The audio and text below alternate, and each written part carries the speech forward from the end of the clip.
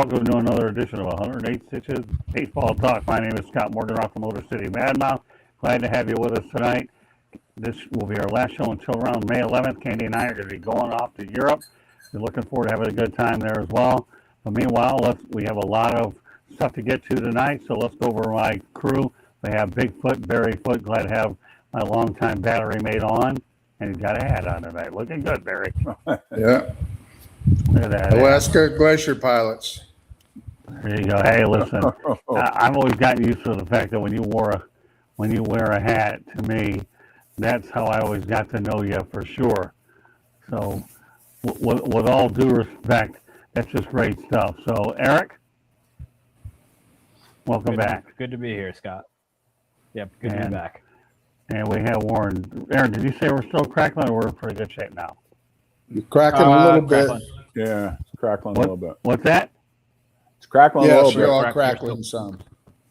Just move the mic a little bit, Scott. All right, I'm working on that. Okay. Well, how's that? Talk a little bit more. All right, is that better?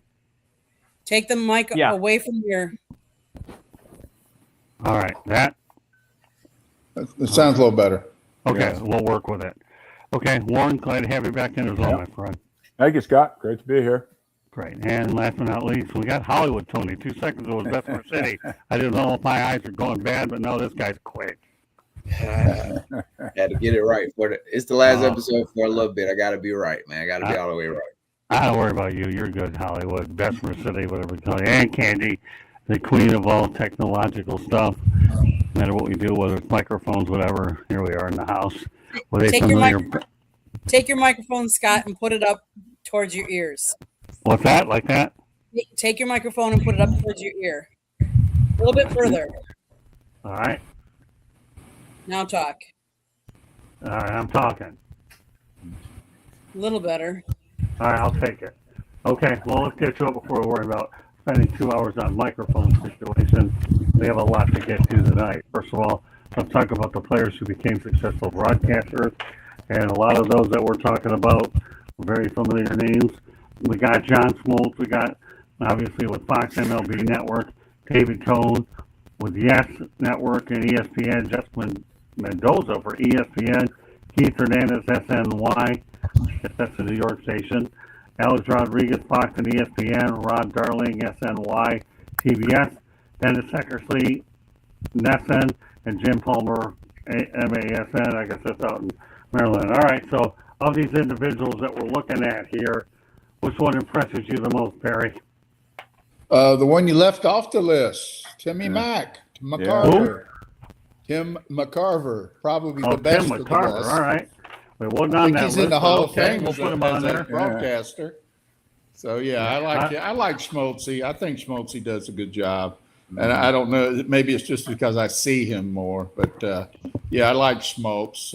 Probably those guys, I see him the most. I probably would give him the nod. But it's hard to have a list of those guys that were on the field without having McCarver on there. Yeah, no, I always thought Tim McCarver was a favorite of mine. Glad you added him to the list. Hey, listen, we could always add people to these lists. No problem. And you did. And a good one, I might add. All right, Eric. You forgot about Bob Uecker. Yes. Yeah, well, you're a Milwaukee guy. I guess I should have. I was spoiled by him for like the past five, 6 years. He was the Vin Scully of the Midwest practically. Don't forget David Cohn. David Cohn's clearly been a perfectionist of his craft. Paul O'Neill, Joe Girardi's got some skill in there. So you got a long list of great players who became terrific broadcasters. And don't forget Hawk Harrelson. Who? Hawk Harrelson. Ken Harrelson. Okay. All right, Warren. Well, I've since I grew up in the Bay Area, and Mike Krukow and I were teammates. Krukow and Kuiper do a great job for the Giants, But out of those groups, I agree with Barry. I like John Smoltz. He has a real insight to the game. Well, I mean, so who was your one from the Bay Area, Warren? Mike Krukow and Dwayne Kuiper. Yeah, didn't Kuiper get a new contract? He's still going. I believe so. Yeah. He's still going. Yeah. Mm-hmm. Yeah, I thought I had heard some about Mike Krukow and And say the other one again, Dwayne Kuiper. Yeah, Dwayne Kuiper. Okay. All right, Hollywood. Yeah, I got it. Hey, Eric, I guess it's the Yankee in me. I love hearing David Cone. He's getting real good. But out of that list, I like Smoltz too. Smoltz in the playoffs. He always lets me know when the pitchers are getting stressed out and how that changes what's going on in the mindset of a pitcher. And you can always feel the shift in the change of the game when he's recognizing that. And I feel like I know more about what's going on with pitching in a playoff game or just a major game, period. So I really like Smoltz for sure. Another one that that you didn't mention that I like as well. I like AJ Przinsky. I'm a fan of him calling games. Hey, go ahead, Candy. Yeah, I have to agree with Eric. I mean, how do you if you're from Milwaukee, you can't leave Bob Uecker off that list. But yeah, I'm gonna agree with the whole panel. Don Schmaltz obviously would be my pick. I do like his commentary about pitchers and pitches and stuff like that. So out of that list, if I'm picking one. Well, if we start adding to the list, I'll give you a couple. How about George Kell and Tom Seaver? George Kell of the Tigers and Tom Seaver. Tom Seaver, I know, did a good job for a lot of years as well. I mean, the list can go on. I'm glad we started here, and I'm glad that we went out there and definitely expanded on it for sure.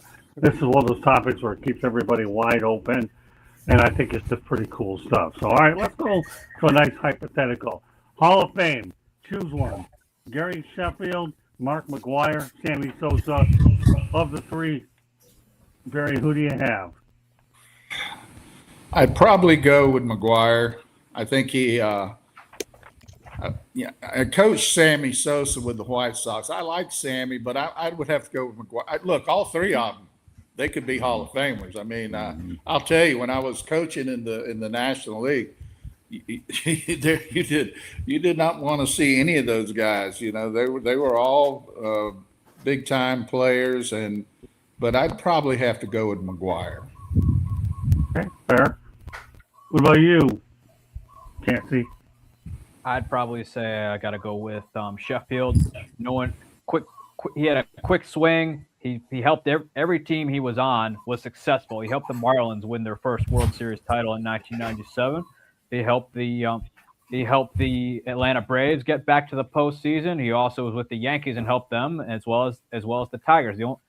But between hitting over 500 home runs and a quick bat and multiple All-Star appearances, to me, he really should be in the Hall of Fame. Okay. Well, I like where the answers are going. What about you, Warren? I like Mark McGwire just for the amount of home runs he hit. And he was a decent fielder. He wasn't a bad first baseman.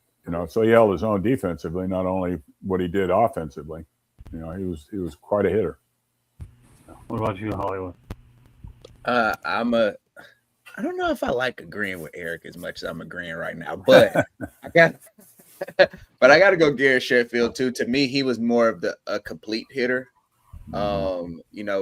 A higher average as well. So I'm gonna go Gary Sheffield, and I just love how he wagged that bat, just ready to go. Wiggle the bat.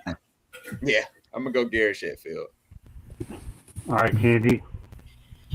Okay, so Warren, I have to argue a couple of points with you here.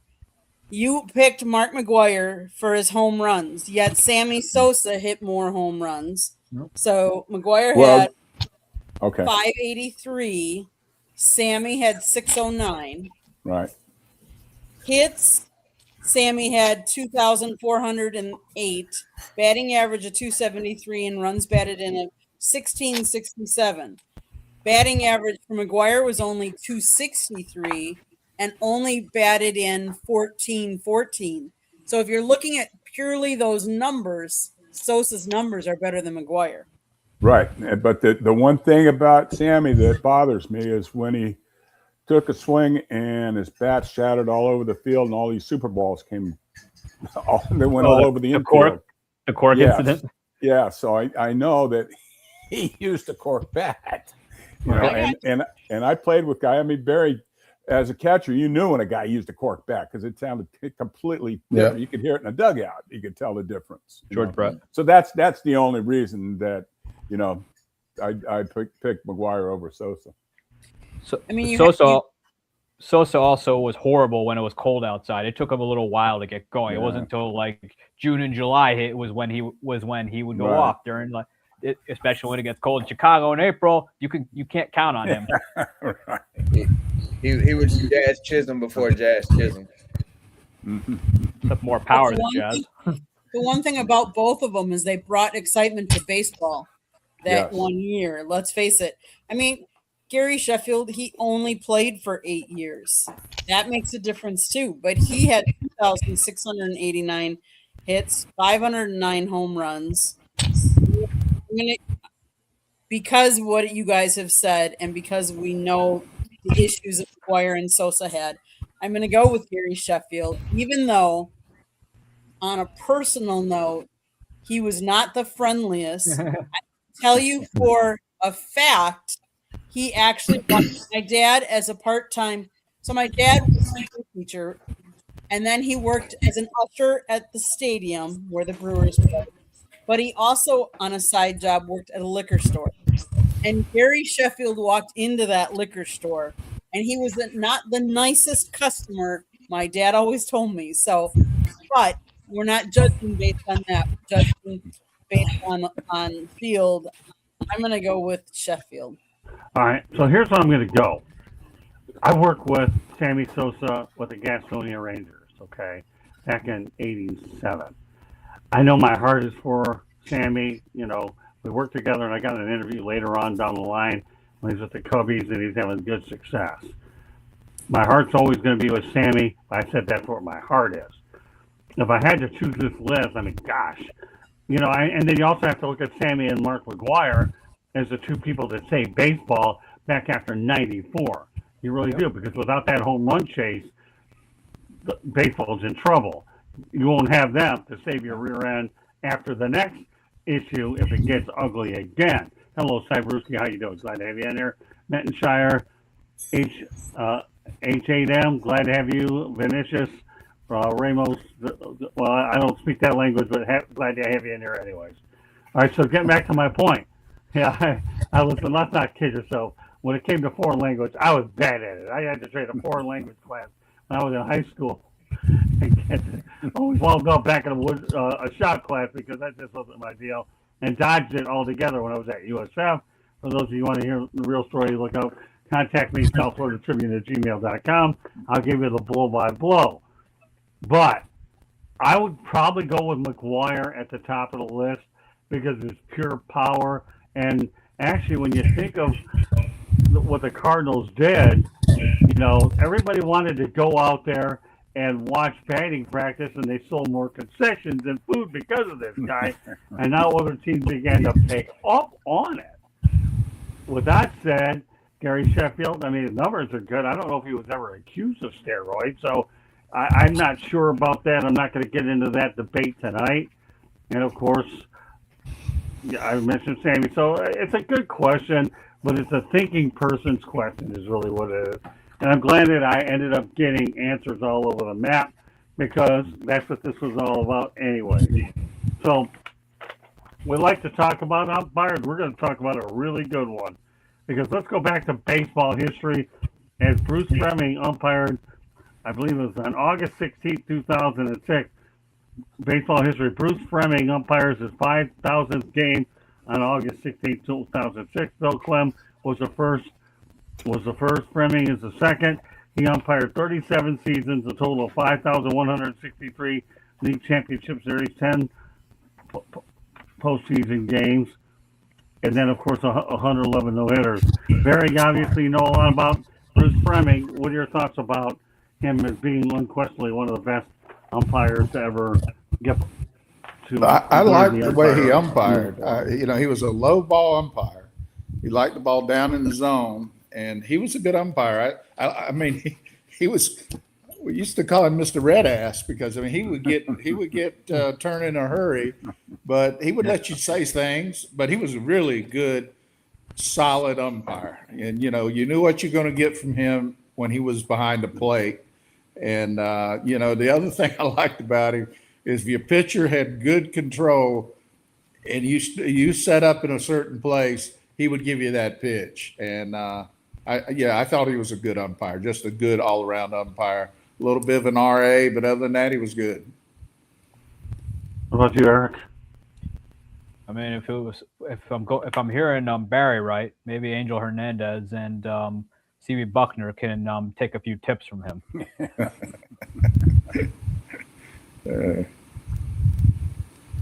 Okay, Warren. Well, I go back to Black Friday in Philadelphia, Game 3 in the 1977 playoffs. Bruce is umpiring first base. Davey Lopes hit a ball that hit the seam, that hit Schmitty on the shoulder. Boa came across, took it barehanded, threw Lopes out at first, and Fromming called him safe. That was the ball game. That was the third out of the inning. The game's over. We win the game. He called him safe. Gene Garber was pitching, threw a pickoff down the right field line. Lopes went to second. Next hitter, Bill Russell, gets a base hit with two guys on and wins the game. We end up losing. The game was over. We would have won the game. So I always had a problem with him because of that. But other than that, yeah, he was a good umpire. I mean, you don't. I forgot about that call, Bruce. Yeah, that really cost us. That cost us a game. And possibly going to the World Series. But hey, people are human. And longevity, 37 years. Obviously, he was a good umpire. No question about it. Yeah, when I look at those numbers, they just blow me away. The guy was in there, like I said, 37 years doing it. His final total, he had 5,163 games. His league championship series is 10. That's just too surreal when you look at it. And 111 no-hitters, that is just surreal. Yeah. Tony, I'm setting that up for you so that you can go ahead and get a little information on Bruce. Imagine you take away a season of games from him and he still has 5,000 games that he's umpired. Like, that is crazy. But you know what? Since he cost Warren a World Series, I don't like him. All right, I'm not a fan. All right, but that's amazing. If you can hold on to any profession for 37 years, you got to be good at it, man. And he seems to be a good guy, and he's human. That's the human element of sports. I'm sorry that it burned you on the World Series, Warren. That's baseball. Oddly enough, that's one of the things I do like about baseball is the human element. And for more than 5,000 games, I'm sure he made some bad calls, but he obviously made a lot of good ones, man. So congratulations for him for being able to do that. Candy? How do you not like a guy that's from Milwaukee, Wisconsin? Oh, snap. That's where he was born. I mean, he worked his final regular season game at age 68 and 2 days on September 30th, 2007, manning the third base position as the Brewers hosted the Padres. Now, out of his career, this kind of surprised me. Do you realize that he umpired in a record 11 official no-hitters in the major league? 11 out of that whole career, all the 5,000 games, only 11 no-hitters did he see, which is pretty good. And actually, 4 of those 11, he was the actual umpire behind home plate. The rest of them, he might have been first base, second base, or third, but 4 of them were actually he was calling behind home plate. But yes, pretty impressive. They talked about that because Fromming was over the age of 65, he actually became eligible for election to the Baseball Hall of Fame in 2010 instead of having to wait the customary 5 years because of his age at that point. So kudos to him. I'll tell you, Tigers fans probably wish he would have umpired the Armando Galarraga near perfect game. Oh my God! At first base specifically. And one last thing, Scott. Rest in peace, because he died earlier this year on February 25th. Who's that? Bruce Fleming died earlier this year. Okay. All right. Well, let's continue on.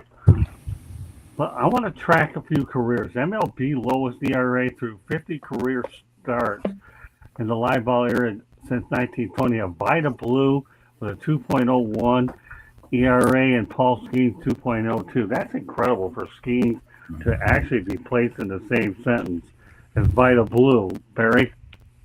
Or vice versa. Right. Because and I saw Vida when he wasn't quite that good, but he was still good.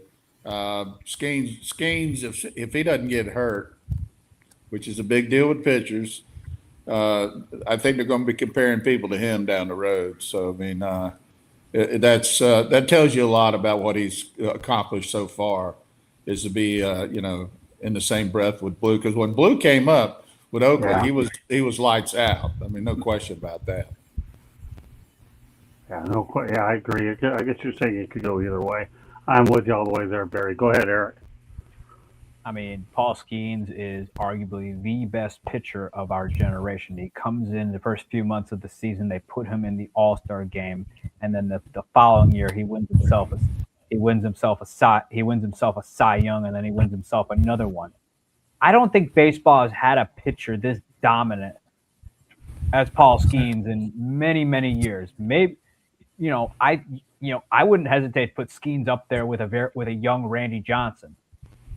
That kind of dominance. I thought after Johnson we were not going to see that type of talent again, but I was wrong, because once Paul Skeens came in, it was just pure cinema, if that's the word the kids use these days.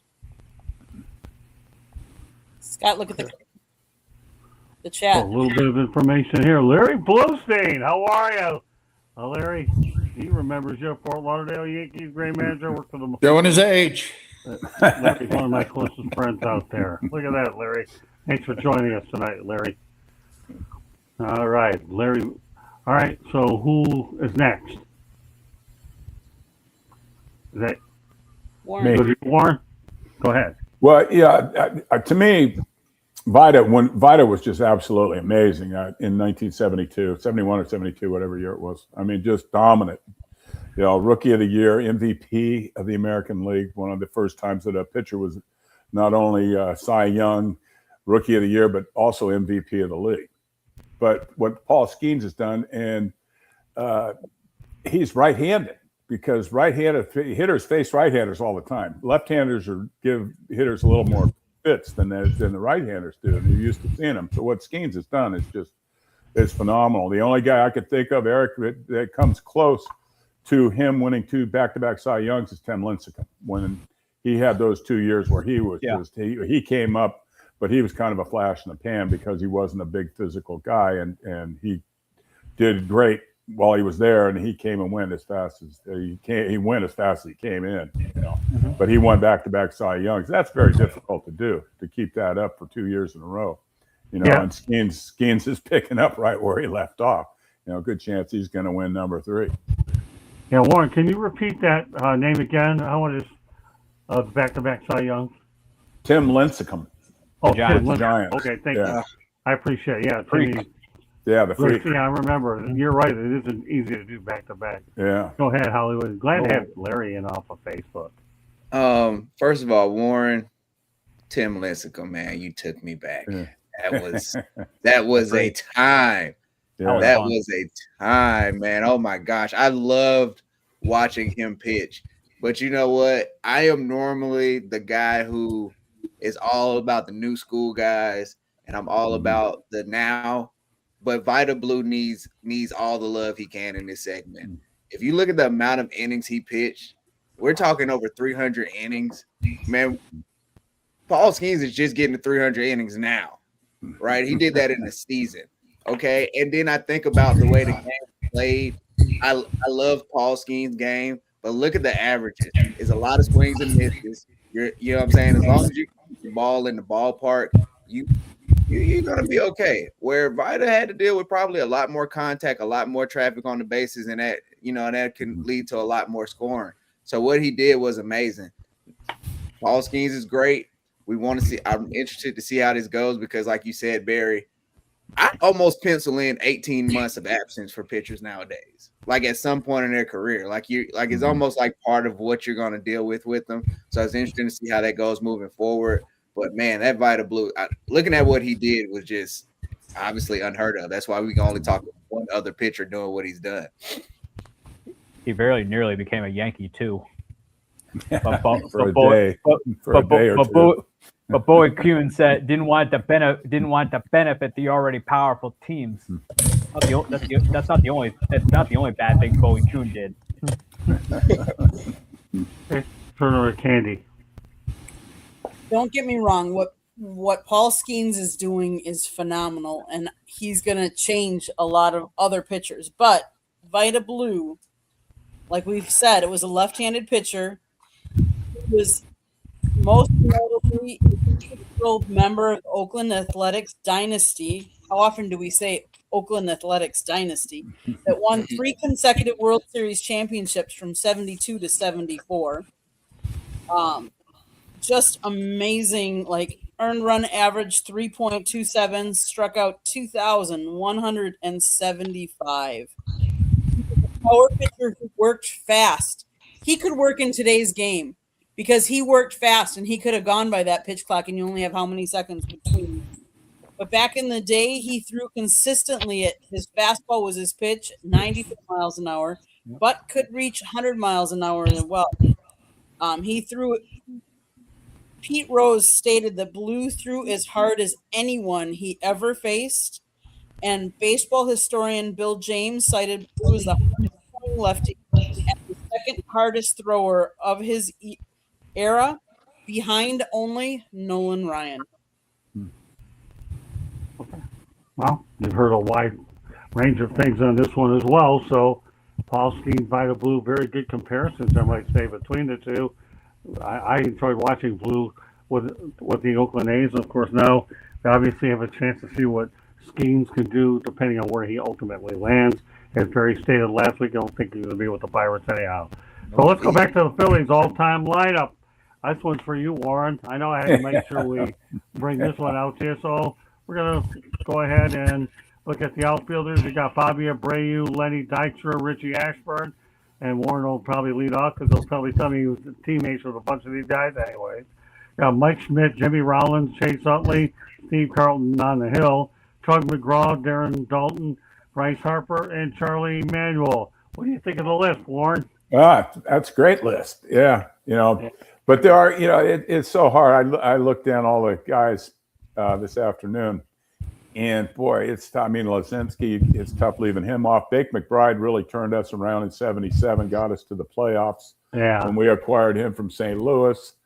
Ryan Howard at first base hit 58 home runs as a rookie. It's the Phillies history just goes on. And it's the funny thing is until the mid '70s and into the early '80s, and then the 2000s, the Phillies were always a doormat with rare exception. We've only won two. In 1980 was our first World Series win. 2008 was the second. So they've only won 2 in the history. So, and when I was coaching in the minor leagues, we'd go over to the Yankee complex. They got 27 world championships. We come back home, we got 1.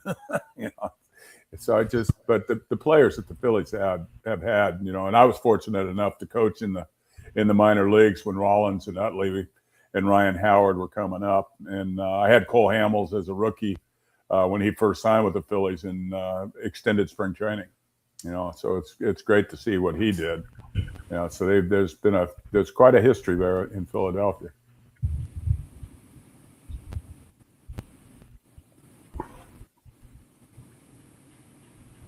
Tony. I mean, next. Okay. I hear all those names and I'm listening and I'm thinking about the Philly struggles, and it kind of puts me into Rick Pitino. Are any of these guys about to come through the door and help them now? No, I'm joking. Yeah, right. But, it's Awful.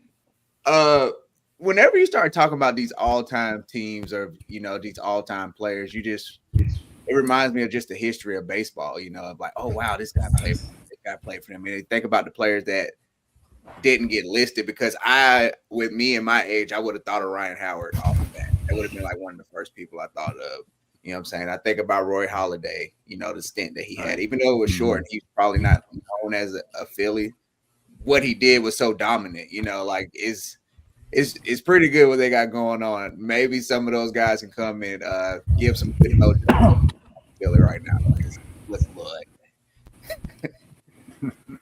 Yeah, Tony, I think that Roy Halladay, you bring him up as one of those stories of what could have been. That's for sure when he got there. That's a great name. I'm glad you brought it up. All right, Candy. Man, there's a lot of different people, but you had Mike Schmidt on that list, right? Yeah, what? You had Mike Schmidt on that list? Yeah, he's on that list, Candy. Steve Carlton. Those are great guys. I mean, how do you not have them on there? Trying to think of somebody else that I'd put on there that you didn't have. Man, that's not. Yeah, I don't know that I'd have anybody else that I know of that I'd put on here, the list. I'll help you out. Ready? Let's go, Connie. Oh no, he was in Philadelphia Athletics, right?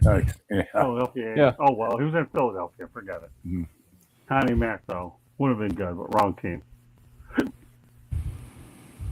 Okay, Candy, because Eric's chomping at the bit to get at this one, and we can research it a little. We'll come back to it as time permits. Go ahead, Eric. Well, don't forget Robin Roberts, Cole Right. Hamels. Right. I would put Jim Jim Bunning. Thome. Yeah, I would put Jim Thome in there, even though he was only a Philly for about 3 seasons. Jim Thome bashed over I believe 90-ish home runs during his stint there. I know the last year he was hurt. Did we say Chase Utley? Yes, he's the second baseman.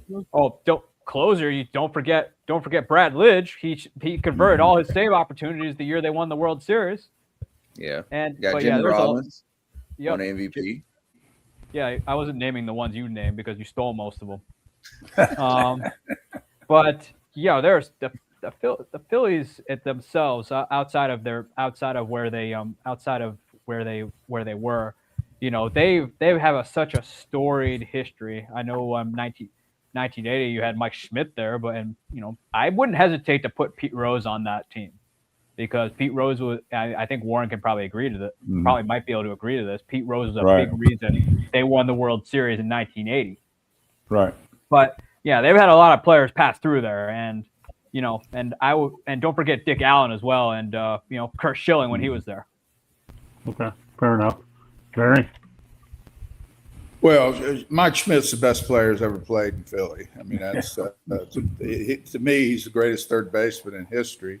And then you got Robin Roberts. If you look at his numbers, they're astounding. Right. I think he won 20 games, 8 years in a row, and then lefty Carlton, arguably 1, 2, 3 best left-handers ever. So they've had a storied history. I think wasn't Bunning on those Philly teams Yes. one time too. Jim So, Bunning, yeah. there's He threw a another perfect Hall of game. Famer, so Threw a perfect game in 1964 on Father's Day. Yep. I think he threw no hitters in both leagues. Right. So yeah, he's they have had they've probably had better players and they've had success as far as World Series goes, but they've had some of the best players ever. And I think they put up a good list of all-time great players. They do. Yeah, I was impressed with that list. That's why I wanted to put it on here. And with Warren obviously being a Philly, that definitely was something I wanted to get out there. All right, Candy, if you want to come back for a second before we go on to our next topic, I'll give you a chance to come back. You're gonna give me a chance to come back, huh? Did Yeah. you put Aaron Nola on there? Again, you're talking about the history of the Phillies. You can't put everybody on. I understand that. All right, that's okay. Go ahead, Aaron Nola. And what about how about Roy Thomas? Do you realize that that goes way back, but from 1899 to 1907, he walked 929 times. Oh, okay. Go way back. All right, that's fine. Well, now we're gonna I'd put go back. Cliff Lee on Not there. quite as I far would put back in Cliff Lee baseball down history there. as that, but I'll tell you one thing: if you're a manager, this would probably have to be a head scratcher, because we're going to take you back to August 22nd, 2007, as the Texas Rangers here in baseball history scored 30 runs as they assault the Baltimore Orioles 30-3. The run total is good to set an AL record. My goodness, Barry, 30-3. That is ugly. Yeah, that's we would have probably seen 7 or 8 position players nowadays. Yeah, right. Yeah, that's a lot of runs. And I know Brew can tell you those relief pitchers, when you get in a game like that and you give up a bunch of runs, it screws your ERA up for the whole year. So that's a tough thing on the relievers. And a lot of times relievers aren't expected to have to pitch, but you got to finish the game up. So it's tough. Great for the hitters, not so much for the pitchers. 30-3 batting practice. Can you imagine what a scorecard would have looked like that? I don't know. 30-3. All right, Cassie. I mean, Baltimore was in the midst of a 13-year playoff drought when that happened. And it's not the first time they've gotten the bricks beat out of them. It happened to them. It happened to them last year too, on Mother's Day of all days of the week. But it's pretty bad now. I mean, looks like somebody couldn't pitch that day, and your pitching coach has a lot of explaining to your manager. But it's just brutal, just absolutely brutal. And that year they also went on to lose 93 games that year. So, and you got to feel bad for guys like Brian Roberts, who was a great player for them. And I think Miguel Tejada was on that team too. Mm-hmm. Okay. All right, Warren, 30-3. I know you've been in a lot of games, but anything that bad? No, nothing that bad. Okay. Close. Well, the Chicago Philly game, 23-22, but it was competitive. Right. It wasn't lopsided. But I looked at that. I looked that up today, and the interesting thing I found about that was Baltimore blew a 3-0 lead. They couldn't hold them. Funny. Oh my God. Blew a 3-0 lead. Oh my gosh. That's what I like about getting topics ahead of the time, because if real people don't want to research them, come up with nuggets like that. Great stuff, Uncle Warren. I like that. 3-0 lead. Oh, guess what? 30 unanswered runs. Oh my gosh. All right, Hollywood. That's a pretty tough act to follow with Uncle Warren. Man, if there was any time to invoke a mercy rule, I think once you get to 30, it's like, all right, enough. We'll see everybody tomorrow. We reconvene or something, man. 30 is tough to do. And baseball's a hard sport, right? Like scoring 30 is hard to do. I should have did the research to see how many position players were in this game, because I know at some point a shortstop had to throw some pitches in this. Mm-hmm. Like, and that probably was the last couple of outs, by the way, because obviously none of the professional pitchers were able to do their job that night. I had to be fun if you're a fan, though. You want to see runs. If you're a fan of the team scoring 30, that's a good night. But if you're on the other side, geesh, that's the longest 3 hours of your life, I'm sure. Candy? So I looked this up. So in this game, the Orioles scored in the first and the third.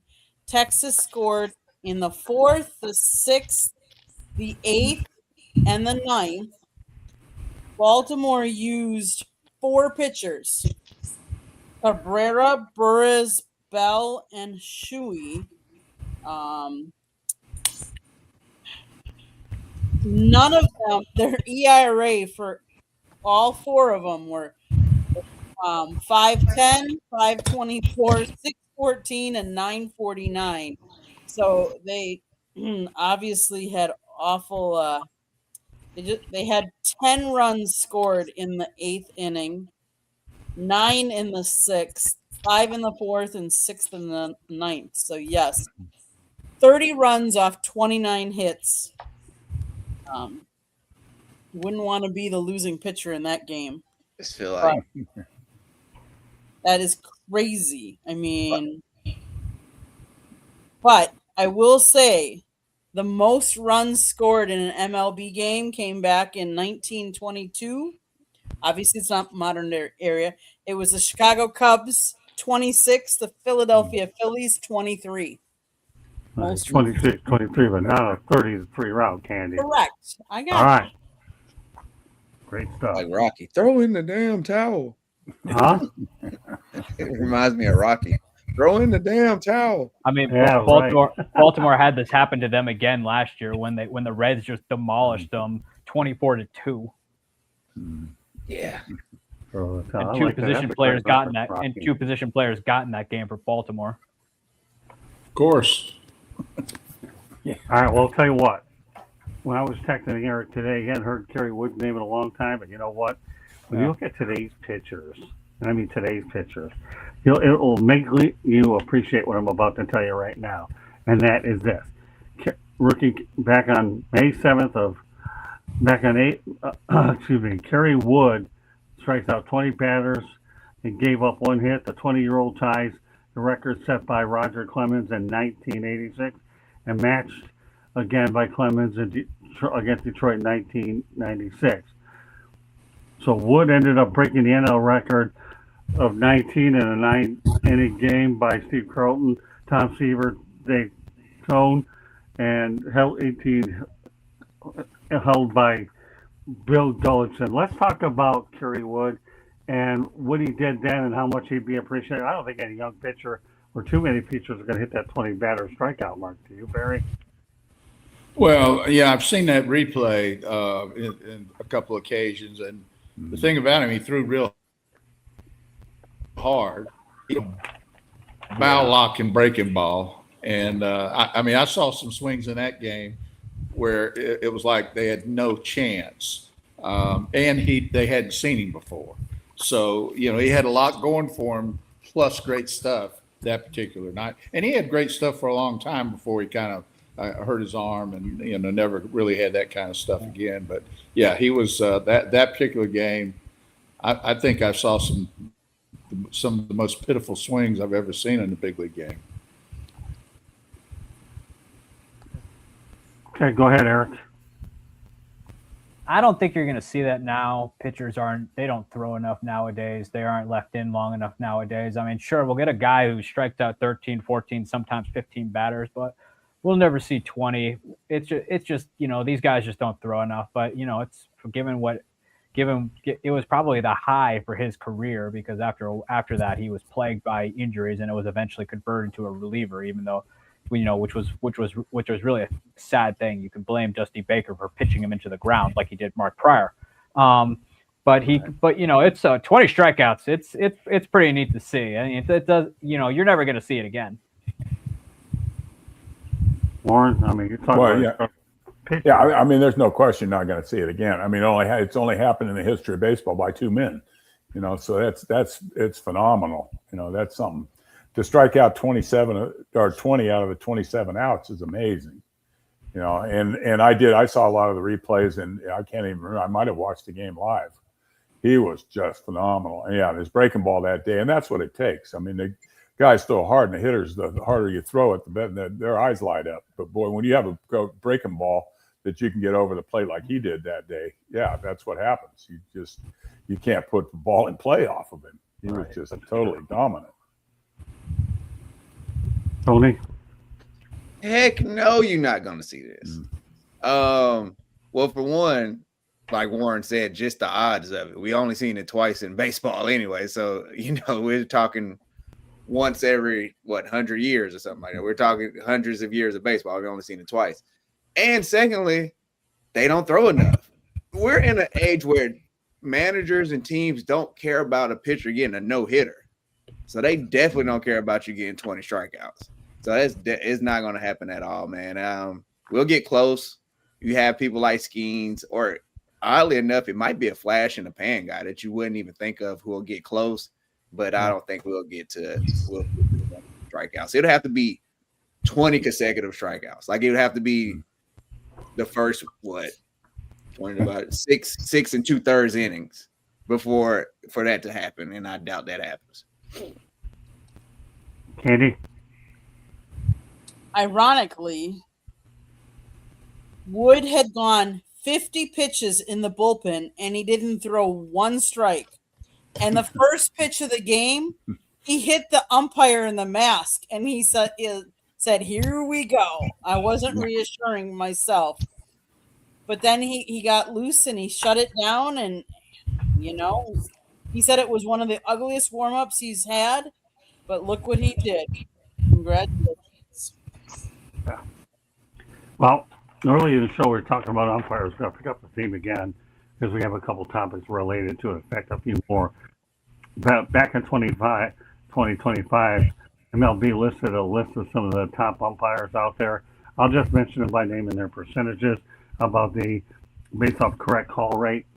You're going to have Edwin Jimenez at 96.37%, Derek Thomas 95.82%, Junior Valentine 95.81%, Alan Porter 95.74%, Dan Mertzels 95.57%, Manny Gonzalez 95.82%, Will Little 95.34%, Edwin Moscato 95.34%, Shane Livensparger 95.22%, and Adam Beck 95.19%. Barry, what's your assessment of these umpires? I think they remind me of school teachers. The good teachers are very good, and the bad teachers don't need to be teaching. The same would go with umpires. There's some really good umpires, and there's some really bad ones. Unfortunately, at the MLB level, you can't get rid of them. Good point. Okay, Eric. Baseball better pray those guys aren't thinking about retiring anytime soon, because it's really hard to replace the good ones, as we've seen. The great ones are to do the best job. You don't know their names. Okay. More. Yeah, that's what it was always a baseball term. It was you never the best umpires always went unnoticed because they did their job and that's what they're supposed to do. But but the percentage. I mean, when the guy's 95% right, that's pretty good. To see 100 pitches and miss 5, that's pretty good. So you can't. Again, the human element of the game. Players make mistakes. The umpires are going to make mistakes, but these guys are good and they're on point. Doing their job and they're doing it well. Tony. Yeah, just echo what those guys are saying. That's pretty impressive, 95%. Because at the end of the day, we're all human. Nobody's robots. I think that top echelon. I know it seems like more work. But maybe they should do like a training in the off season or during the All-Star break for the people who are at the bottom of the list to try and raise the average of everybody and help them out. Maybe they can help see what they see, because some of those umpires, I want to give them my glasses. I don't know what they're looking at. I'm telling you. Candy. The reason we have the rule changes and the challenges is for the other end of the spectrum for the umpires. I really like some of that rule changes that you can challenge some of these, because some of these calls are definitely can change the game, and we want to get it right. So obviously in the moment, sometimes it's hard for an umpire to see it. Sometimes they're not in the right position to see the call either. So I like the challenge system because of the opposite end of the list that you just read off. Well, I think what's important that I try to understand is it's important to recognize these guys that are in the 95% level. And that's why I brought this up again. We all know there's a lot of bad ones out there, which is going to lead me to where I'm going to go next. But you got a guy getting it right 95% before you've added the ABS. It says a lot. Now, we don't obviously know what's going to happen this year, but it'll definitely be a different animal. And that's why I brought this in, which does lead me to where we're going to go now. And that which just happens to be our feature topic of the night, and that be that the MLB players are out of control. They've missed 9,800 calls in 2024. That includes 483 blown strikeouts. Now we have the ABS system. Javier Baez got ejected for calmly saying that wasn't a strike. I mean, that was calmly ejected. Aaron Boone gets off because a fan yelled something, not him. I remember that one. I remember that too. And then you have Carlos Correa was ejected from the on-deck circle. That was his first career ejection. So ejection. So you got a guy not known for getting ejected, get tossed, and then you continue on. You've got MLB umpires. There's a 2-inch margin of error, so even clear misses count. That's 88% accuracy, 96% on the reports. Robot umpires are being tested and working. So MLB used the ABS channel system as where we're at now. And catchers won 5,600, I think, 56% rather. Batters won 56%. Pitchers 41%.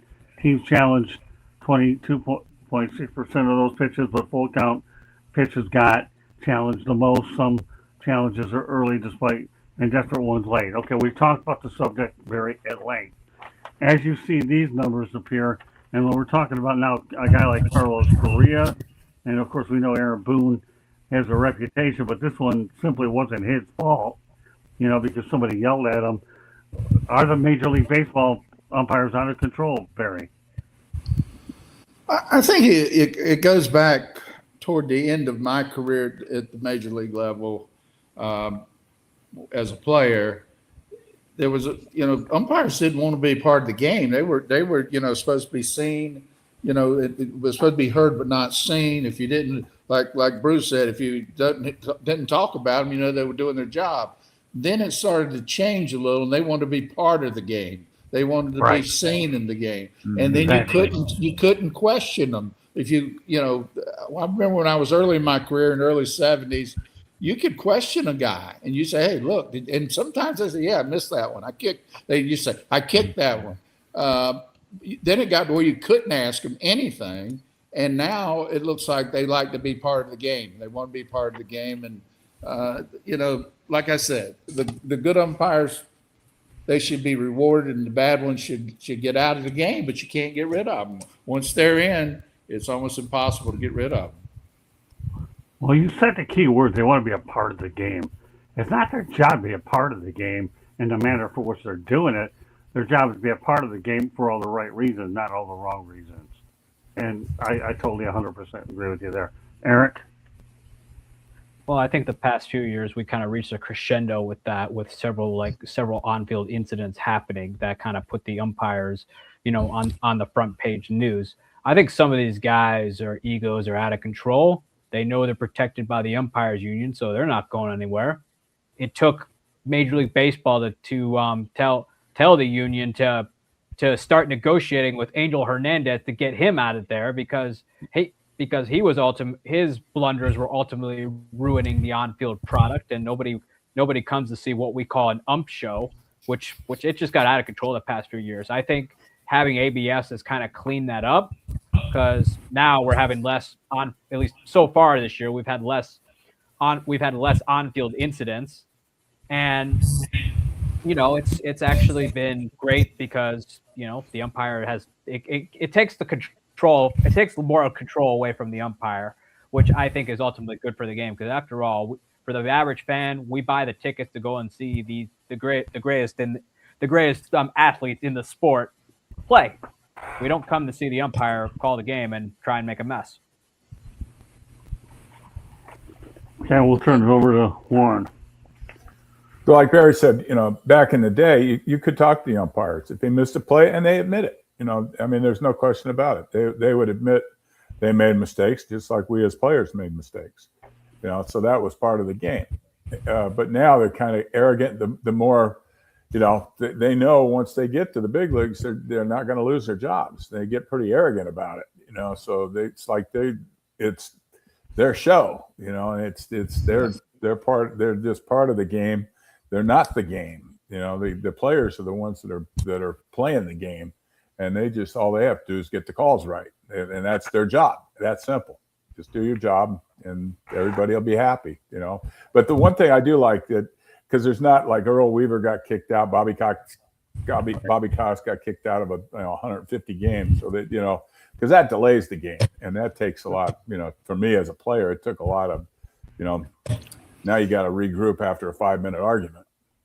So there's a lot less arguments as far as being ejections and stuff like that, which I think that's cleaned the game up a lot. I like that a lot better about the game. Yeah, great point. That's for sure. But I think you make a great point. Everybody makes a great point. But again, being part of the game is one thing. When you see guys like Korea, though, who've never been ejected, Mm-hmm. and then you see Right. little things like we say, just one guy just simply saying that, just asking him a question, not yelling at him. Not. I think part of the whole thing is just like Baez said, that wasn't a strike. It was just calmly. The key word here is calmly. It's not like you're belittling the guy, and then you get booted. There's a problem. Mm-hmm. And that's where a lot of this ties into play. Once you're right. Once you get to the big leagues, they can't get rid of you unless you pull an Aaron Hernandez, Angel Hernandez. Okay, Tony. Yeah, man, the egos of some of these umps are so fragile, and it shows. Like you were just saying, Scott, it's not even like they're challenging them. They're just, hey, we have different viewpoints. You know what I'm saying? Right. I feel like that wasn't a strike. It's not like I'm challenging you as a man. It's not even like I'm challenging you as an umpire. It's just this one I felt was low, man. That's all it is to it. The Aaron Boone situation was funny because Aaron Boone probably that was more of a reputation toss because he does lead the league in ejections almost every year. So that was probably like, you know what? Yep. He probably did say it because he said it all day. You know what I'm saying? But to quote David Ruffin in The Temptations, ain't nobody come to see you, Otis. All right. And that's for all the umpires, man. We did not come to see the umpires. Like you said, Eric, we want to see the best athletes play. We want to see the game go smoothly. And ejections are cool on Sports Center when I'm watching the highlights and seeing people yell at each other. But ultimately, I want to see the pitchers pitch. I want to see the hitters hit. I want to see the defenders play defense, man. I do not care about who the umpires are unless they're messing up. And that means we don't want to see you in that moment. Katie. After a tiny dip in 2024, umpires were back on track in 2025, posting a record high accuracy rate of 92.83% overall. Not a bad percentage. I mean, in school, that would be a low A minus. But again, there's a human element, and they're not going to be 100%. They might not be in the right spot to make the call. They might, something might be blocking them, and this is the whole reason why you're able to challenge calls. Are they out of control? At times, yes, they're way out of control. And I do miss the times when you could talk with the umpire and, hey, this or that. And as a player, I often thought that when there's a play that looks so outrageously different, and I get, is the player really going to come forward and say, oh, yeah, he tagged me? No, he didn't. You would hope, but there's a reason why we have the challenge. No. Okay, well, so we're talking about umpires. So during spring training, I had an opportunity to talk to Tony Diaz, and he talks about the changes in baseball. So, Katie, why don't you put that up and let the crew talk about Tony Diaz and his thoughts about how the changes are affecting the game of baseball. Go ahead.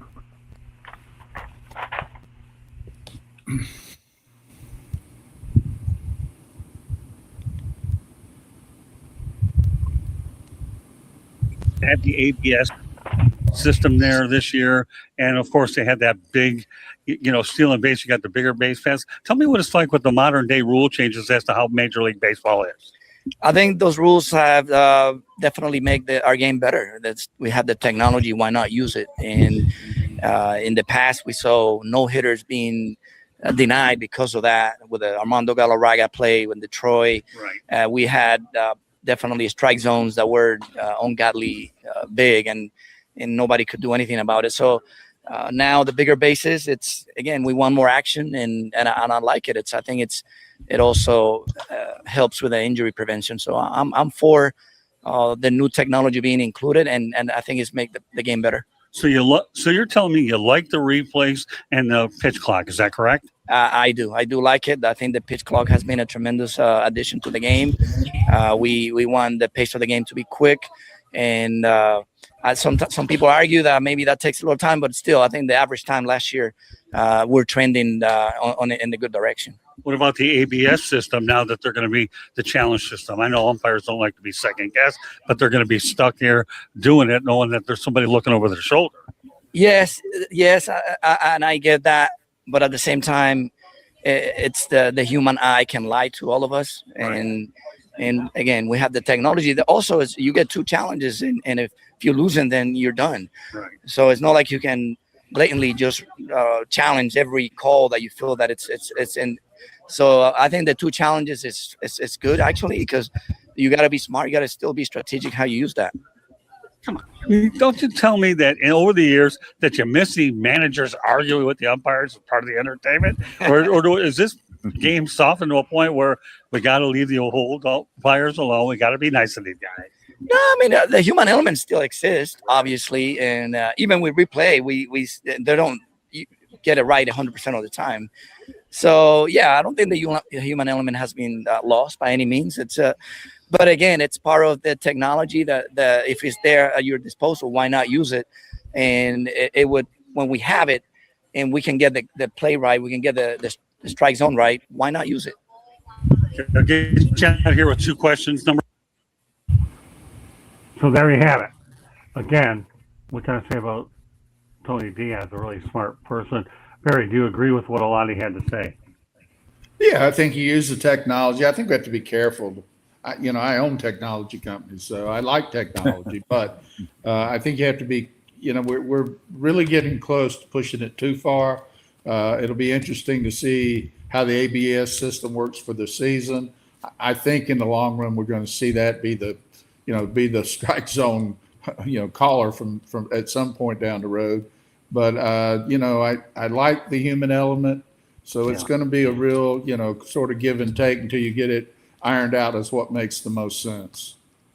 Yeah, like I said, Tony Diaz, I believe will be a manager at some point down the road in the big leagues.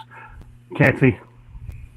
I mean, you have the challenge, then you also have the ABS. But remember, those, if you use it and you don't win, you lose it, and you only have 2 of each.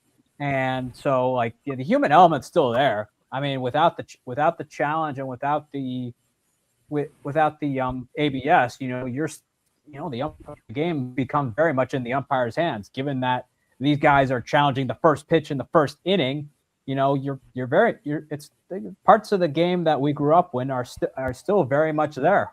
So it's a little bit of a change, but I don't think it's as drastic as people think it is. Great stuff. Okay, Warren. Well, I like, the number one thing is the pitch clock. Get the ball and throw the ball. Don't stand around the mound. I don't want to see a pitcher walking around the mound and the hole and rubbing the ball. Get the ball and throw it. For me, the quicker I work, the better I work. And especially when you're with a good catcher, you're on the same page. It's boom, the game goes quicker. You get into a pace, you get into a rhythm. And you talk about any good pitcher talks about how he gets into a rhythm. Some in the first or starting pitches, first or second in, they get in a rhythm, and the game just flows.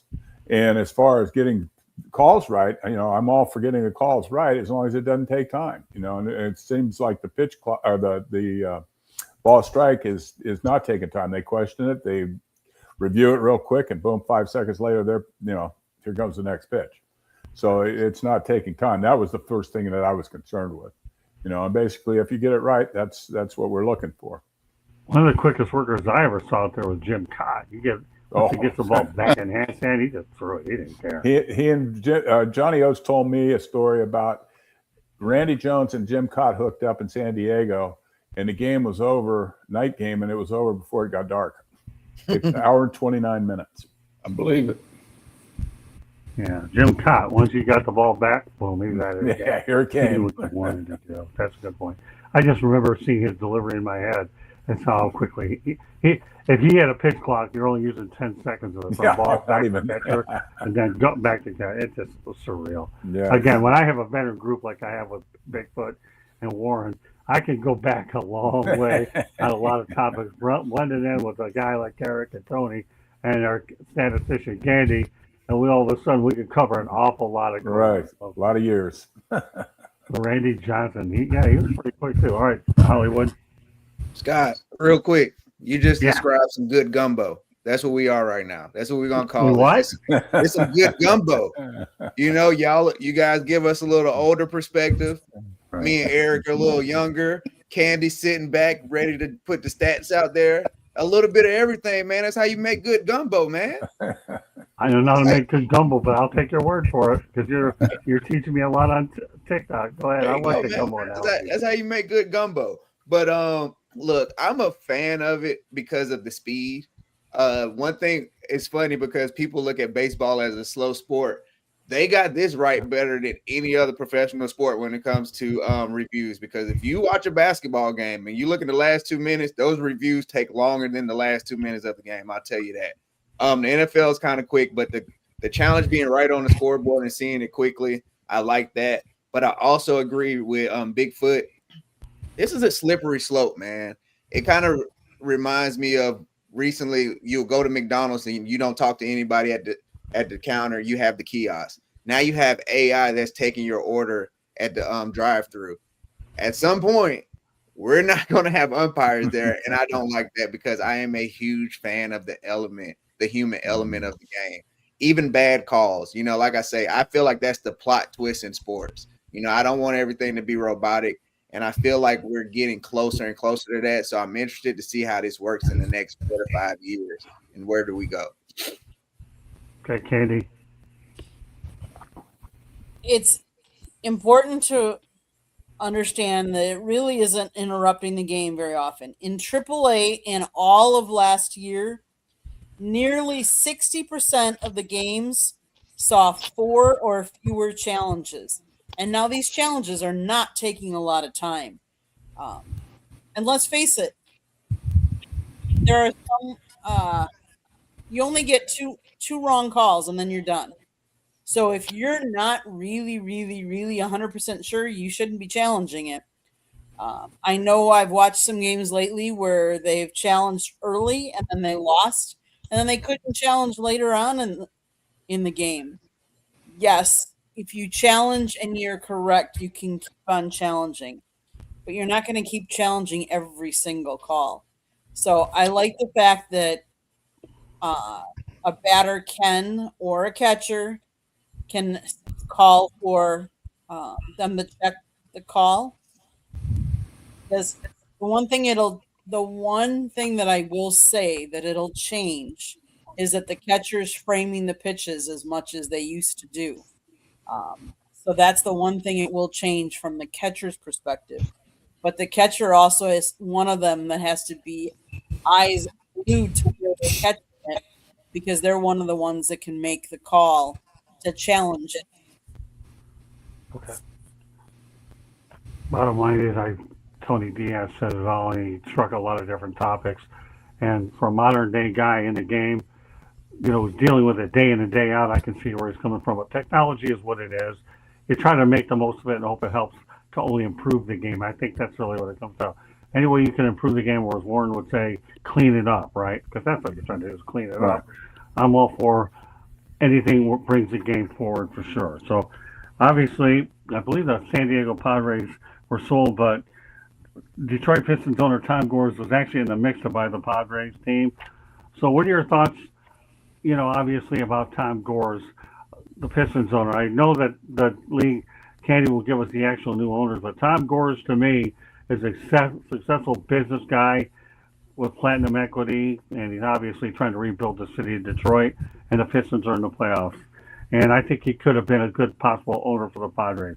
Some thoughts, Barry? I think the right people bought them. What's that? I think the right people bought the Padres. So, yeah, okay. You got a Puerto Rican, first Puerto Rican owner ever. You got a secondary owner there. I believe she's a black female, first black female part owner. So I think the right people bought it. May have saved the season for next year. They paid $3.9 billion for the ball club. Now the owners are going to have a hard time saying that the values of the ball club just aren't moving upwards. So it may have saved baseball. I think that's was a great thing for baseball for them to pay crazy numbers for it. You know, when you compare the Los Angeles Dodgers local TV contract is $330 million. The Padres is $30 million. And the Padres sell for $3.9 billion. Crazy, crazy.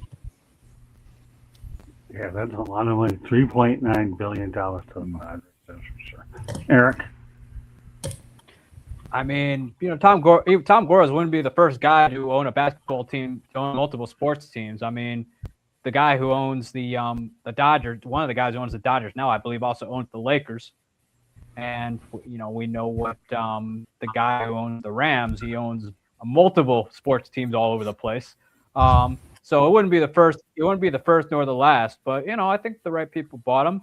I think, you know, Tom Gores has clearly had a lot of success in business, and he helped turn around the Pistons really quickly from being the laughingstock of the NBA to boom, they're in the playoffs and I think have a really good team going forward. So, you know, right people bought them. I think the owners are gonna have a hard time selling that the values of their franchises aren't going up, because given what the Padres paid for the purchase of this team, you know, I think it kind of dents their narrative there.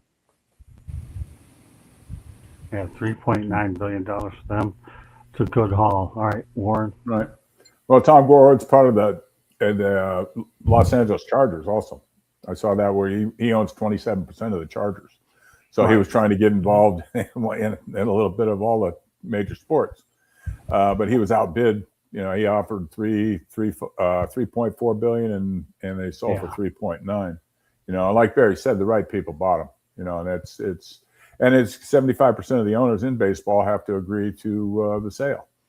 So, you know, I think everybody's pretty satisfied in the baseball, the owners fraternity who bought the team.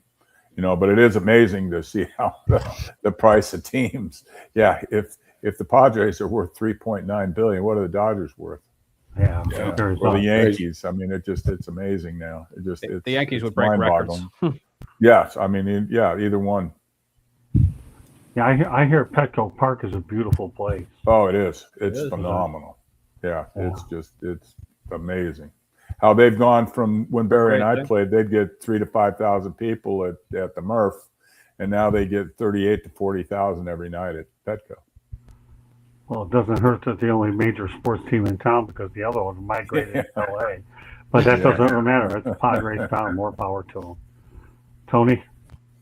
Wait, so you're telling me there's money in baseball? What? Yeah, right. Who knew? You know, it's been such a struggle. Look, man, these billionaires, they always show they got a lot of money, man, and they're going to flex their muscle. Yeah. It's just another thing for them to purchase. Yeah, he fell short.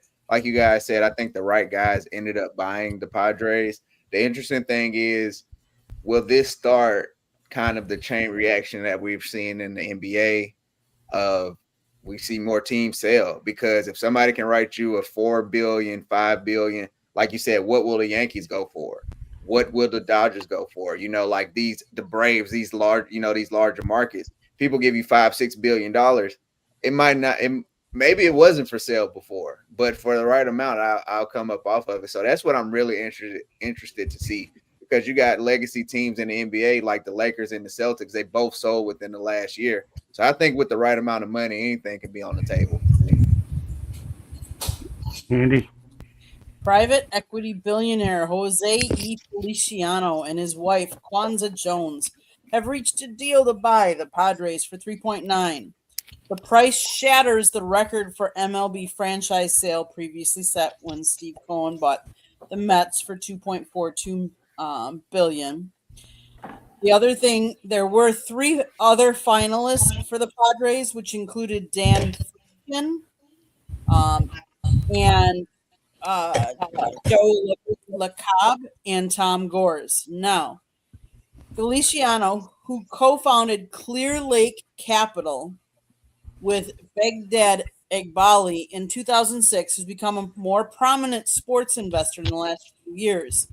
They provided a large portion of the funding for the $3.16 billion purchase of English soccer giant Chelsea in 2022, and now has more than $90 billion under management. They were close to buying a minority stake in NFL's Los Angeles Chargers 2 years ago, and they also put a bid in unsuccessfully for the Denver Broncos back in 2022. Well, goes down to what Barry said. Padres are in good hands. Okay, well, we talked about Tony Vitello before. We're going to talk about him again because the Giants had 3 clubhouse incidents in the first 10 games, and Tony Vitello pretty much, there you go, Barry. You said it wasn't going to be an easy transition, so take it from there. I don't know. I think he was the one who brought out, I think I read somewhere where he was the one who talked about the incidents in the clubhouse. Things happen in the clubhouse, especially the way they put clubs together now, where the teams, a lot of times when I was coming up, a lot of the players came up through the organization together. Now it's ragtag, whoever got most money and comes over. So I can see how things could happen. And I also could see how it's going to take a while for him to gain the respect of the players. And he has I think, sort of a certain personality that might be a little bit difficult for big league players to understand initially. So time will tell. Okay, Eric. I mean, Jim Bouton once wrote a book about what happens on the road inside a major league clubhouse, and pissed a whole lot of people off about it. It's to the point where Pete Rose was calling him Shakespeare. I'm cool with being his openness to the media as a fan, but as someone inside that clubhouse, I don't really want my dirty laundry being seen and smelled by the rest of the general public. I mean, let's be honest; these guys are around each other for half the year, and it's not easy at times, especially when you're losing, and you see the same guys every single day, and sometimes friction develops there. But it's I think that I always thought it was a bad idea anyway that they took him from college and put him in and made him a major league manager, despite him not having previous pro ball experience. It'd be one thing if he had pro ball coaching experience, then I'd be a little more okay with it because he at least understands how it goes. But he doesn't have that experience. I think that 3 clubhouse incidents in the first 10 games. I mean, you clearly have a problem on your hands if that happens. I mean, yet he also happens to have Jace Tigler on his staff, who knows what it's like to be a young manager trying to manage a bunch of big egos. Tigler had certainly lost control of the clubhouse with guys like Fernando Tatis Jr. and Manny Machado, but Vitello's got to be careful here, man. Otherwise, the season's only going to get worse, and it certainly doesn't help that the Giants are off to a rough start this year. Well, let me go over the comments that he actually mentioned, and that's this. Obviously, you see some intensity back and forth, but he said a couple things we were able to keep from you guys, media, which was great. But the rookie manager said, if you lump these two, and you're the one referencing, which is kind of a meeting on the mound, we really had only 3 things that have been, I don't want to say controversial, that's a mislabel, but some kind of intensity back and forth. So again, we all know intensity is part of baseball, Warren, isn't it? And that's right. What you have here with a new manager and these incidents occurring. Right. And this is something that, number one, I don't think he's used to having the immediate exposure that he's having, because you keep your dirty laundry in your clubhouse. What you see here, what you say here stays here, period. Otherwise now the press gets a hold of it and it gets totally blown out of proportion. And one was an on-field incident with the first baseman and third baseman, and everybody saw that. But the other stuff, and then to say that things are going on in the clubhouse, that's crazy. You keep that in behind closed doors. It's that simple. Yeah, I agree. A lot of stuff should be behind closed doors. Unfortunately, some of these things get leaked out to us, and then they come a little more over exaggerated. Right. Because when you're together, it's not only the 6 months during the season. You're there for 2 months in spring training also every day. So it's it's 8 months a year. And Rick Sutcliffe always said it best. Oh boy, today's the last day of the season. I'm going home tomorrow and pick my own friends. Yeah, that's a good point. Great point. Thanks for bringing up Rick. Okay, there's another. Well, there you go. You can put him on that list of players that became good broadcasters. Rick Sutcliffe was really good as well. Oh yeah. Okay, go ahead, Tony. Yeah, ESPN. Yeah. Or Hershey's there as well. But yeah, I agree with all you guys, man. Look, I grew up with my mom telling me, don't go telling people our business in this house. Okay, so I definitely can imagine in the clubhouse. But hey, man, you're dealing with a younger manager who's probably used to being in a different light of putting stuff out there. You know what I'm saying? And he's used to, the college ranks. I think he needs to take this time to lean on the people that they put in place to help. It's a good time to talk to Bruce Bochy. This is a good time to talk to Dusty Baker and not talk to the media. The infighting, it is a little weird, but I guess that goes back to what you were saying, Barry. Hey, man, these guys ain't coming up together, right? So we just got put together. It was weird seeing the third baseman yelling at the first baseman, calling him out in the middle of the game. Right. It's like, you don't want to put that out there, but you do need to catch the freaking ball. I will agree with that. So I think he'll get it right. It's such a media spotlight nowadays. You don't have as much time to figure it out, especially now that we're going to be paying even more attention to it. If anything, just don't turn into the Mets, and I'll leave it at that. You have to actually try and be the Mets. Ironically, we're talking about this, and there were 3 different incidences, all that happened before the 3 games that they won. They were 3-7. These incidents all happened to spark them, to get them motivated. I get it. Right. Don't air your dirty laundry, but it also motivated the rest of the team to play well enough to win those games. Sometimes as a manager, whether you're young or not, you got to motivate your team however you can. Now, did they call out everything and did they air out all their dirty laundry? No, but he's a young manager trying to do the best he can. And it motivated his team to win those games. Maybe that's what he's going to have to do. All right, well, tonight's been an umpire theme. I got one more umpire story I want to throw, not one I'm really overly thrilled about. An umpire, Brock Ballou, was robbed and assaulted in Philadelphia before a game against the Diamondbacks. His phone was ripped from his hands, so he chased down an alleged teenager. Ballou's head was injured from punches, but he got his phone back. Umpired the next night.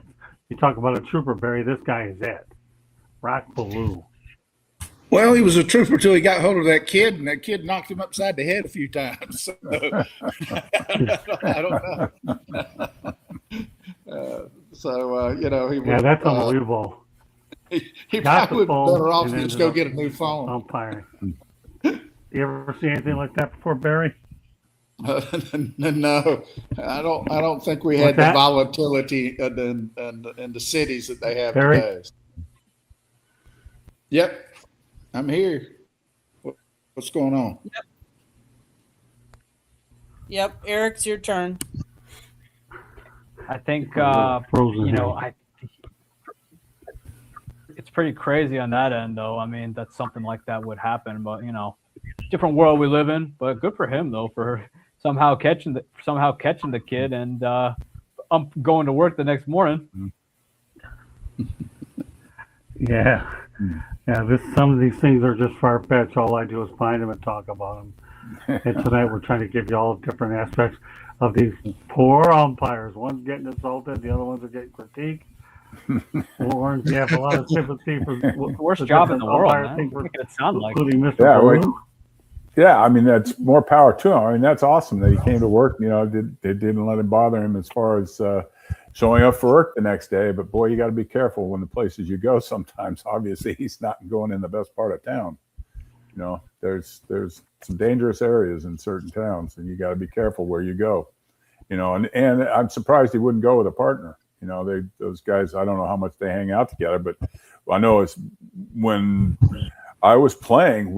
I always went out with a bunch of teammates. There was 5 or 6 or 8 of us that always went out. Yeah. We always went out together. Smart, power in numbers. Go, you're 100% right, Uncle Warren. Tony? Hey, listen, you better leave these kids alone, man. They are different. They do not respect their elders. It's a different time out here, man. And Philly's rough. I don't know if he called the game beforehand, but he might have called some strikes that were balls or vice versa, man. It gets tricky in Philadelphia, right? They're tough. They're a tough crowd. But all seriousness, I'm glad he's okay. He got his phone back and everything, but you got to be careful. The youth of today are dangerous, and I'm gonna leave it at that. Okay, Candy. The umpire has gotten 94.1% of balls and strikes correct this season.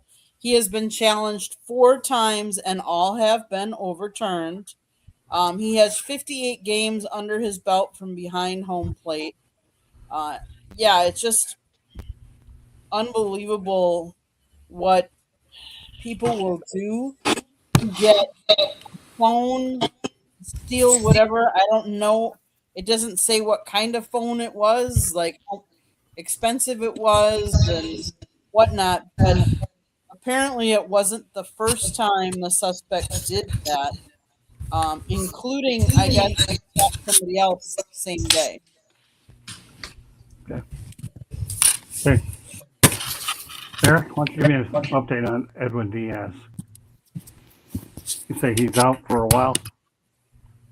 Oh yeah, Edwin Diaz. He's out for the next. The Dodgers got word that he's going to be out for the next 3 months. I mean, that's a guy that they got in the offseason because Tanner Scott was a bust last year, and Edwin Diaz, I think, arguably is one of the better closers in the National League, and now he's out for the next 3 months. So the Dodgers are going to have to find a way to kind of navigate the 9th inning.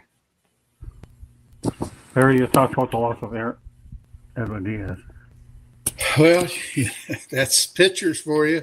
They, if they stay healthy, he's been hurt before, so got an awful lot of money to be unavailable and really fill in a spot that they felt like they really needed to fill in order to get the 3-peat in. So I feel bad for him. I feel bad for the ball club, but I think there's probably a lot of Dodger haters out there that are probably real happy right now.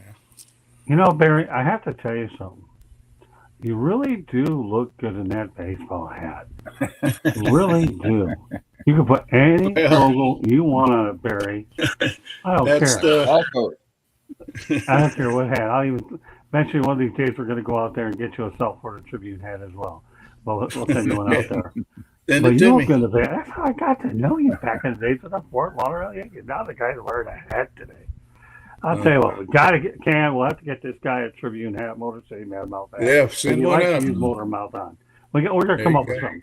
All right, so we got Eddie Fraser. Glad to have Eddie back in here. Michael Edwards, great stuff I am. Thank you for doing the show. Thank you for being on it. Let's turn it over to you, Warren. I mean, Diaz. Well, yeah, I mean, it's again, pitchers, they're fragile, especially in today's game. And it's sad because since Kenley Jansen left the Dodgers, their 9th inning closer role has pretty much been a revolving door, and they haven't had one that they could really depend on. Now they went out and spent the money to get somebody they could depend on, and he gets hurt right away. So that's part of baseball. It's the way, but I don't think that's going to affect as far as them making the playoffs or. And if anything, he'll be nice and healthy and fresh by playoff time. Because there's no question, they're going to make the playoffs. I think. By the way, they'll get by without him for a while. Yeah, no, I think the Dodgers will be fine. You're talking about losing him 3 months in April. So as long as you can get them ready by the All-Star break, then they'll have time to rest up to it. There you go, Barry. You got to love this. It'll look good. Amazing Cubby pinstripes. Look at that. Oh my! I remember your stuff back there. Okay, go ahead, Hollywood. 2 more topics to get to, but that's it. So one will be Barry's viewpoints, and the other one we're going to compare World Baseball Classic and NBA Finals, and that'll do it. So go ahead, Tony. This is interesting, and 3 months, we'll see. But an elbow injury, this is normally a precursor. This is almost the calf strain leading to the Achilles tear. So this is going to be very interesting going down the stretch. And look, I have little rules or tidbits when it comes to me in sports. And one in baseball is I don't trust no team without a closer. I don't care how good your lineup is. I don't care about anything else. Because in the playoffs, as good as you are, they're not going to just blow out teams. They showed that last year. And you got to have a good closer, somebody who could be solid. And if you can't trust that guy in the ninth inning, you can lose some big games. So I'm interested to see how this is going to go. I know they just said 3 months, but looseness, what bodily fluids or whatever, bodies or whatever in the elbow. Let's see this in 90 days, how this works out, because this might be the precursor for him missing the rest of the year. And if he misses the rest of the year, I already picked the Dodgers not to three-peat. I feel a lot more confident about that. Candy? So Diaz, a right-handed veteran in his first season with the club, has 4 saves with a 10.5 ERA. On Sunday, in a loss to the Rockies at Coors Field, the veteran gave up 3 runs without recording an out. Obviously, we all saw the stuff last night, and it set up red flags, Dodger manager Dave Roberts said of Diaz's Sunday's performance. After the game, he had a conversation with our training staff and felt that we had some elbow discomfort. We just wanted to be proactive and felt it was him an MRI. During his pregame media availability at Coors Field on Monday, Roberts added that no ligament damage was seen in Diaz's imaging and that the injury is limited to loose bodies. The surgery is going to take place in Los Angeles. Roberts also said, "It was the first time he felt it. Not to make it about myself, but I had that same surgery at the end of my career. So I can relate to what he's going through, and it's unfortunate." It'll be interesting to see what they come up with. For right now, they're gonna use a committee approach for the 9th inning. So we'll see. He hasn't named a closer. All right, so here's something I found interesting. I want to bring it up to this group here. The World Baseball Classic final actually outdrew the 2025 NBA Finals in viewership. WBC came in at 10.8 million. The NBA Finals 10.2 million. Your thoughts, Perry? That's great for baseball. Yeah. Not surprising on NBA. I think if you don't have the Lakers and the Celtics in the finals, you're not going to draw great. So it's good. But it's great for baseball. And I think the classics become a classic now. I think it's worthy of viewership. Eric? It doesn't surprise me about the NBA, considering how downhill that league has gone over the years, and it's just flat out boring to watch. Actually, a funny story is one morning I woke up and the TV was on, and I said to a friend, "What? The Knicks are good again?" That's how far separate I am from that. But no, the popularity of the World Baseball Classic has grown. It's the equivalent of you could probably now compare. You could make a comparison to the Olympics, where these guys are proud to be representing their country, and it's also provided great growth to the game. Who knew Brazil had a baseball team, considering how soccer crazy that country is? And it's been absolutely awesome and entertaining to see all sorts of players from different countries go out and compete in a postseason atmosphere at this moment in March. Warren? Well, I think it's great for baseball without question. And great for international baseball. And I think the more that this develops, the more countries are going to get involved playing baseball. It's starting to really creep into Europe, and a lot of European countries are starting baseball leagues, and kids are playing baseball there. So it's not just a North American sport; it's becoming an international sport, or North American in Japan and South Rim, say. And it's good for baseball, and it proves, with the best players having want to play for their countries now. I think the players really, that's what it takes, is to get your best players to play it, and that's what draws the people to watch the games. It was great. It was exciting. In the United States, of course, it was in the finals with Venezuela, so it just made it that much more of a draw for the baseball. Tony? I'm your basketball guy, Scott, so let me give some perspective. Nah, but honestly, Then you'll be more valuable in the back end of the sports exchange because that's when we have to start putting those topics. Honestly, it makes sense. The soap opera-ness or the side stories, the trades, the drama of the NBA is more intriguing than the NBA is right now. So that's not surprising. Also, like you said, Barry, it was the Pacers and OKC, two of I think the four smallest markets in NBA, and that's regional.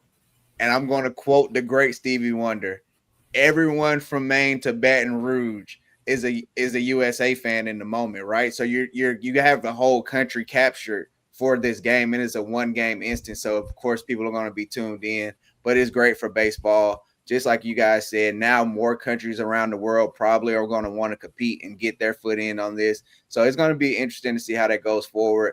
But 8 million is a huge gap. I did not think it would be that big. That's almost 8 million people. That is, like you said, Eric, that's turning into like an Olympics type of event with this, having so many people. But people are always proud for their country. They want to root for their guys.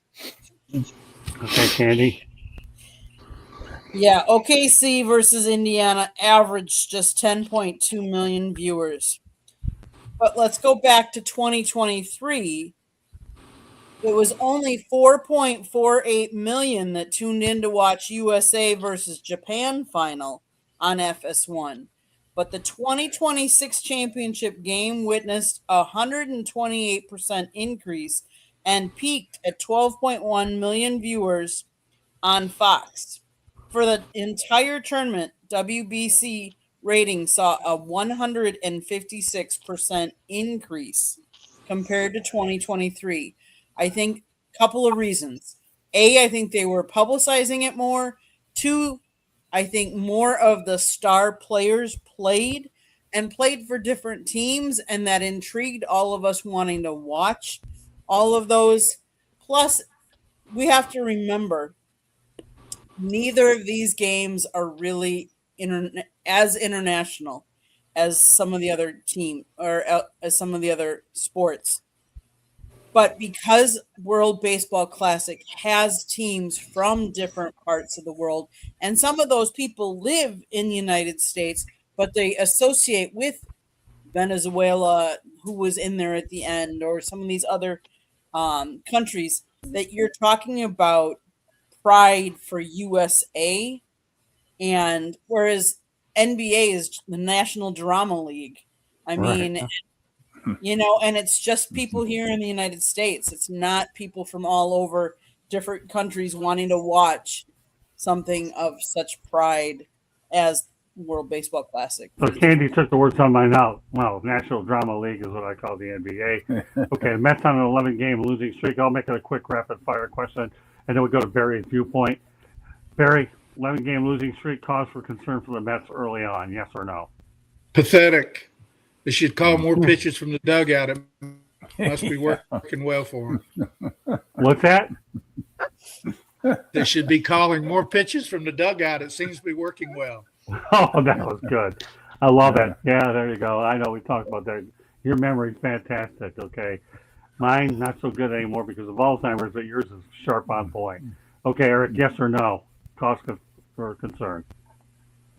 Yes, you have a team with the second largest payroll shouldn't have one of the worst records in baseball, much less be on an 11-game losing streak. This is absolutely pathetic, and only the New York Mets could actually achieve this. It's embarrassing.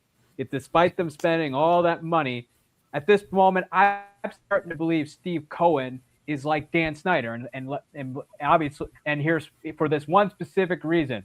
They like to get they both during, especially when Snyder was with Washington at the time, they both like to get the flashiest of names and trade for the flashiest of players, no matter what it costs the team. Yet when it doesn't work, it's an expensive mistake, and the team ends up flopping like a fish out of water. This is just how the New York Mets are, and I'm starting to believe they're more comic. When they fail, it's more comical than it ever was under the Wilpons. Under the Wilpons, it was sad, but under Steve Cohen, it's been comical. And this is the same man who said, I want you to bring a World Series to Queens within 3 to 5 years. There's a reason that they will always be behind the Yankees. And I suggest people in Queens start rooting for the Yankees. Otherwise, you're going to be torturing yourself for the next 50 I'll years. say one thing. That wasn't rapid fire, but that's our Eric Cass. I'm okay with it. Good stuff. Okay, Warren, that's a pretty interesting act to follow. Yeah, it's a tough act to follow. But, no team has made the playoffs with an 11-game losing streak since the 1951 New York Giants. Oh, I They're the love last that. team Yeah. to do it, even though the playoffs are a way different format than back in 1951. But it's now it proves that you cannot buy a winner. They go out, they've got one of the highest payrolls in baseball, second highest, and they're struggling like crazy. You have to have continuity in your organization, and it starts at the top. And if they don't have the right people in place to run the organization and under that leadership, they're going to find 11-game losing streaks or a dime a dozen. Yeah, I feel bad for Carlos Mendoza. That's for sure. He's a nice guy. Right. He's the one he's taking the brunt of it. Yeah, he is. He's going to be the fall guy. But I got to know Carlos last year. What a super class guy. Okay, go ahead, Tony. I love correcting Eric, especially when it comes to the Mets. Not one of the worst record in baseball. It's not one of. They're at the bottom. All right, they're the worst record in baseball. They were tied at one point. Yeah, and no, don't panic. Continue doing what you're doing, please. Don't change a thing. Do not change a thing, Mets. Please don't change a thing. And I will say this: the Mets better cash in on this Juan Soto contract before he becomes a DH, because the contract over time is just getting worse and worse and worse. But hey, man, the Mets play in Flushing because you got to put them down the toilet sometimes. And I'll leave it at that. All right, we'll turn over to Candy. After you're done, Candy, you're going to give us a station break, and then we're going to go around the horn. So I'm going to talk about Tony. Tony, if you looked at the MLB record right now, Kansas City Royals are 7-15, as well as the Mets. Okay. 7-15. Now the Royals are playing right now, so we'll see if they win tonight or not. And the Mets are not, so the Mets can't, but I can't ruin it. They can't beat themselves. They could perhaps beat themselves. Is it time to panic? You should always be panicking if you're a Mets fan, because look what they've done the last couple of years. Like, look at what they did last year. I mean, is it time to panic? It's time to leave that franchise as a fan and go to a real team. I mean, they couldn't buy, anything last year. So, is it time to panic? No, it's too early in the season, but they really do need to figure out what's happening, because obviously they're not gelling as a team, but it is what it is. Well, I'm going to go back to what Warren said. He threw a heavyweight number there. Mm-hmm. I hope that stands out, and I hope we get a short out of that, because you're not going to like what Uncle Warren had to say, Mets fans, that's for sure. You're in trouble. That's all I can say. If history repeats itself, and Warren's comments stand the test of time. All right, Candy, takes a break. We go around the horn. I want to thank everybody. This group's going to have a little bit of time off. We'll be back on May 11th. I want to thank them for hanging out a little bit longer as we cover as much ground as we can. As I go into a little bit of a break, Candy and I are going overseas. Take it away, Candy. South Florida Tribune Publishing Company published a book, Lessons from the Microphone, Tuning into the Enduring Wisdom of Visionary Leaders. It is written by our host, Scott, the Motor City Madmouth Morganroth, talks about his 40-plus years in the industry and how it has evolved. Go get your copy today. It's available on Amazon, Barnes & Noble, Kindle, Google, and Apple Books. There's also a link on our website, www.southfloridatribune.com. There's also the audiobook is out there, so if that's your cup of tea, go grab it there as well. As far as our website, we have some great writers. In fact, Mr. Eric Katz has been contributing. He is on fire. Go check out his columns. Great reads. Go check it out. If you like to listen to podcasts, you can find us wherever you get your podcasts. If you want to be a guest, have topic ideas, or you want to sponsor a show, email us at southfloridatribune@gmail.com. And last but not least, if you see that red subscribe button in that lower right-hand corner, that means you have not yet subscribed to us. I honestly do not know what you're waiting for. Just click it, like us, share us with all your friends and family, anybody that you think would enjoy our programming. Monday nights is baseball night. Tuesday nights is football. Wednesday nights, you never know what Scott's got up his bag of tricks. And I mean, you never know. Thursday nights as well on Sports Wrap or Fire Up. Come over to the country club, as Scott calls it, and enjoy our programming. But yes, as a note on our programming, we will be running regular programming up until Thursday. Thursday night, we will have one show, the Sports Wrap, and then we will be taking a break. But that does not mean our YouTube channel is taking a break. So make sure those notifications are on because we have other shows that will still continue on the network. Back to you, Scott. All right, thanks, Candy. Well done. And Cassie, let everybody know how they get a hold of you. You can follow me on my X account at Sports Team News, or check out my writing at South Florida Tribune, where I'm covering about all things baseball. If you think I don't like your team, I probably don't. And of course, him along with Tony, obviously, are regulars on the Wednesday Night Sports Exchange as well. And they'll be getting a new show coming up. I'm actually thinking about moving that date a couple of weeks before. I think you guys are ready. I'll get into more details over the next couple of weeks. So it'll be a can't miss show. Go ahead. I'll turn it over to Tony. Yeah, you can find me, Tony Talking Game, on YouTube and Talking Game 1 on all social media. Talking Game goes live every Wednesday, 3:30 for a weekly wrap-up of all things sports. And then you guys know you can catch me here Monday night, Wednesday night, and going forward, it'll be Saturday mornings. Oh, Sunday, 2 Raw for SmackDown. WrestleMania week has just ended. You know, we got to talk wrestling. There you go. Support Tony there and support Uncle Warren. I love this guy. He's unbelievable. And I'm proud to have him on our show. Uncle Warren, you're the best. You and Barry are my great 1-2 punch. I love you both. Thank you, Scott. Love being here. And you can reach me here in Maui for the next couple of weeks while we're off on the beach. And we got to go to my co-host, Derry Foot, with that head. I'm telling you, I've said it a million times. I'll say it a million more. Barry, you look great in a baseball hat. Oh, thank you. Look, I'll be here next time Scott and Candy are here, unless they get arrested on the cruise. So I'll be here then. I can't hear you, Barry. I said I'll be here on Monday nights unless you guys get arrested on your cruise trip. Oh, I promise to be on my worst behavior on that trip. I'll be doing so much videos. I'll have to go ahead and see if I can go on Amazon to get a new voice box or a new voice, because it's going to be getting a workout depending on what country. Looking forward for this group to be back on May 11th. But again, Steve Reichel will have some programs. He's also in charge of programming when I'm not here. He's going to have a lot of good stuff. But meanwhile, great stuff tonight. Glad we got baseball. Went a little bit longer tonight. Want to make sure we got as many topics as we could before we take a break, because the news cycle doesn't stop, even if Candy and I are taking a little bit of a break. I'm glad we covered a lot of ground, and I couldn't be more happier with the group I have.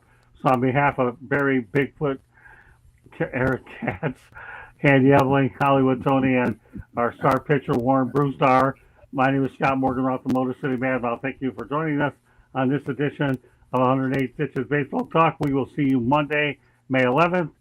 Guys and everybody, enjoy the time off. You know, you get a little bit of rest there, and think about us when we're overseas and see what kind of trouble I'm going to get into. I promise to bring back some stories and maybe a few interesting videos to go out there and incorporate as topics that nobody will see anyplace else after I get done running it up. So that does it for this great group. Barry, Eric, Candy, Hollywood, Tony, Warren. My name is Scott Morgan. I'm saying good night. We'll see you tomorrow night on Inside the Pigskin. Have a great week, and 3 more days left of programming before we hit the road and go overseas. Take care, everybody. God bless. And we love everybody for being a part of this show, both in the chat room, all over the place, and particularly our crew. God bless everybody. Have a great night. See you in a couple of weeks. Bye now. Peace.